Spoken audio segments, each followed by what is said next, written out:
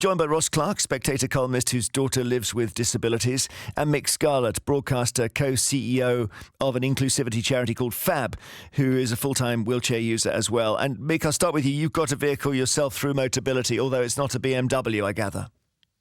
No, it's not. It's a Peugeot, and it's a Peugeot 208, so it's a basic model. So I'm not driving around in a flash car. Well, you're well within your rights to be, and I wonder if you can work out what's going on here, because as far as our reporter is concerned, Erica there, the government isn't going to save any money by making these changes. Oh, they won't save a single penny, and I'm really disappointed that yet again the government seems to have given in to a particular group of our society that are believing complete misinformation. You know, whatever I drive costs the government exactly the same. It is purely that it costs me more money. I don't want to pay a larger deposit on a car that I don't own, so I get basic cars. I always have done. But if I wanted to, I could give away £5,000-6,000 and drive a nice posh car. But it still won't be my car. We don't get a free car. We lease it just like anyone else does from any other leasing company, and that's it. But we pay a deposit to have the car. We drive it for 3 years, then it is taken away from us. It goes back to Motability, and they sell it at a profit because we've paid for the running and everything up until then. So I think that it's really disingenuous to say that there are all these disabled people driving around in really posh cars. They're driving around in a car that's suitable for them. It's funny, someone else that I'm working with today was saying they've got quite a nice car, but they need it because the seats in their car change shape and have a heated sort of system in so that it makes their pain less.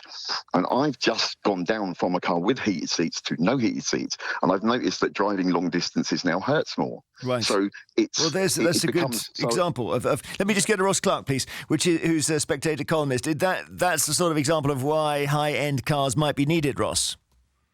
Well, I think the backdrop to this whole conversation and anything else to do with public spending has to be that the government last year ran a deficit of £160 billion, equivalent to sort of 15% of overall government spending. And it's been like this for years. And frankly, the government is going bust unless it is going to rein in spending in some way. Now, I mean, Erica's quite right that merely banning BMWs and Mercedes from this scheme doesn't in itself save money, but the fact that you can afford a brand new Ford Puma, say, and replaced like for like after 3 years on the Motability element of PIP suggests that benefit is too generous, and we simply have to live within our means. And if we can trim that benefit to the level where it can afford people just a basic car, that would be a good thing. So it's not is your thought, Ross, that if someone can afford to top up the basic payment and get a luxury car, then they shouldn't have the benefit at all? Quite possibly. I don't think you should. I don't subscribe to the view that you should just claim any benefit, everything you could possibly be entitled to. And the thing about personal independence payments, of course, they are not means tested. So you can be a millionaire and you can have a Motability car, and the number of people claiming them, by the way, has increased by a third over the past 8 years. We've got people mild depression and anxiety who now have Motability cars.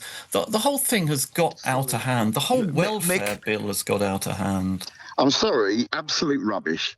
There is no way that someone with mild depression will qualify for the mobility component of PIP. If anyone has any experience of applying for PIP, it is so difficult and it is so tiring and it drains you beyond description when you spend your whole life trying not to be disabled, to get on and function in society, and then a form of pages and pages and pages asks you in graphic detail everything you can't do and everything you need help in. They do give out 300,000 PIP grants a year Motability grants. So it's quite a lot, and only 10% are for people who use wheelchairs. Yes, but that's because there's for more than that. Well, one, you've got parents who look after children who are disabled. They don't appear to be disabled. You've got loads of people, say, who are amputees, who don't look disabled but are.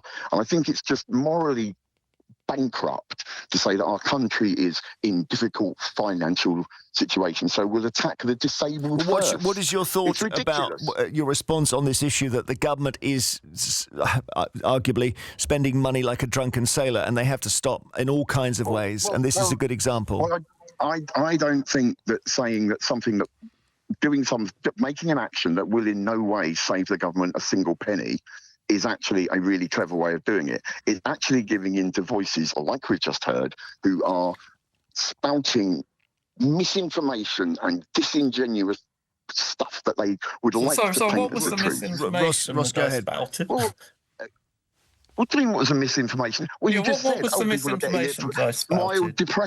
Mild depression. You cannot get that is the most common reason for people now claiming mild depression. Absolutely. It's possible, Ross. It's possible that people. Mick, sorry, just a sec. It's possible that people are claiming disability benefits for mild depression, but not the Motability allowance, Ross. I think that's Mick's point. Exactly. That's it. Well, I tell you, 860,000 Motability cars now, 1 in 5 of all new cars. Do we really think there are that many disabled people in Britain? It's always been one of the biggest fleet car companies in the country, always, ever since it began.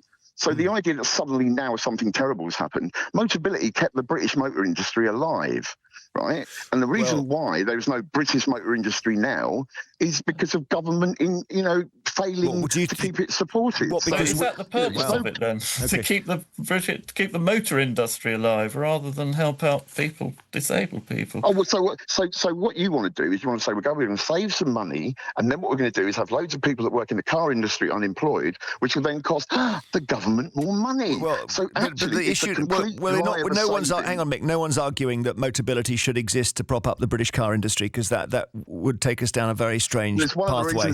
It's one of the reasons why it was begun. And I think the thing is, I'm old enough to remember why it was begun.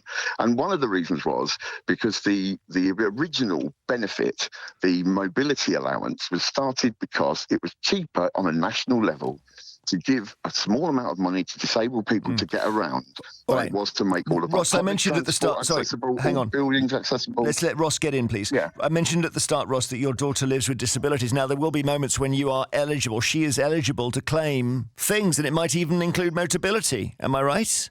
Yeah. Well, my daughter's 28 now. She lives in a supported living house, but while she was a child, we very much could have claimed a Motability car, but we didn't. I don't think it is right to claim benefits when you don't need them, when you can afford something out of your own pocket. And I'll tell you, our family car for many years was an ex-Mobility car, and we bought a 3-year-old ex-Mobility car and ran it till it was 10 years old. And it was a perfectly acceptable way to get about. The idea that you need a brand new car every 3 years seems to sort of belong back in the days when Morris Minors and things maybe weren't quite so reliable as modern cars, didn't last so long. I think the ex-head was a guy who used to work for Motability, wrote a paper for the Adam Smith Institute recently, said, the Motability scheme could save £3 billion just through the simple experience of using used cars, like most of us buy anyway. Thank you. Thank you very much, Steve. Ross Clark, Spectator columnist, and Mick Scarlett, the co-CEO of an inclusivity charity called Phab.